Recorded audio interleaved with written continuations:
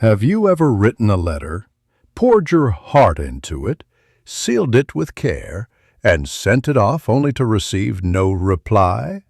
The silence that follows is not empty. It is loud. It is filled with questions. Was it something I said? Was I not enough? This is the experience of being ghosted, that profound echoing silence where a connection used to be. It is a modern phenomenon, but its sting is ancient. It is the pain of not knowing.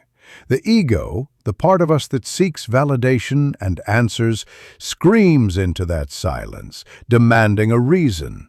It wants closure like a key to a lock. But what if I told you that the silence is the answer? That the absence of a reply is in itself a very clear message. When I was a young novice, I became very attached to a beautiful, intricate prayer wheel. I spent hours polishing it, turning it, believing its presence was essential to my practice. One day it was simply gone. I searched everywhere, heart pounding, feeling a deep sense of loss. My teacher found me and simply said, "What is meant for you will not pass you by. What passes you by was never meant for you." A person who ghosts you has simply gone. They have taken themselves out of your story. And while the sudden emptiness can feel like a rejection, see it for what it truly is, a profound act of clearing. They are showing you, in the clearest terms they can, that they do not have the capacity to meet you on the path of honest communication. They do not have the courage to say, "This is not for me," or "My path leads elsewhere." So they simply vanish, leaving you with the gift of their absence. Do not chase them into that silence. Do not send your energy into the void, asking it to explain itself. You are begging for a single drop of water from someone who has already shown you they are a desert.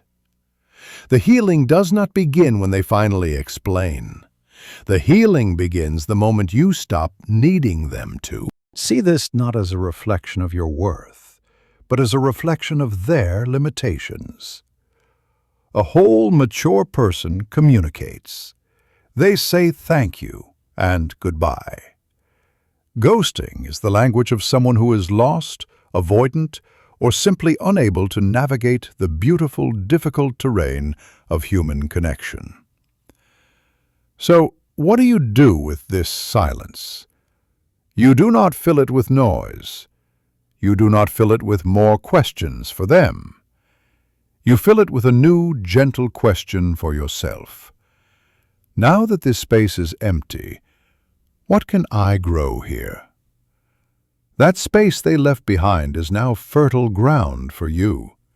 It is space to reinvest in the relationships that do reply. It is space to reconnect with a passion you set aside. It is space to simply sit with yourself and remember that your value was never and can never be determined by someone else's presence or absence. You are the sky. People are the weather.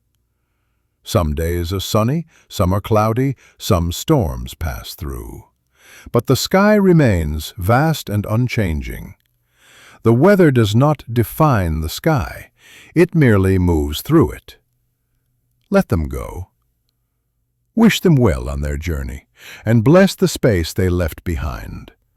For that space is now yours to cultivate. It is the beginning of your peace.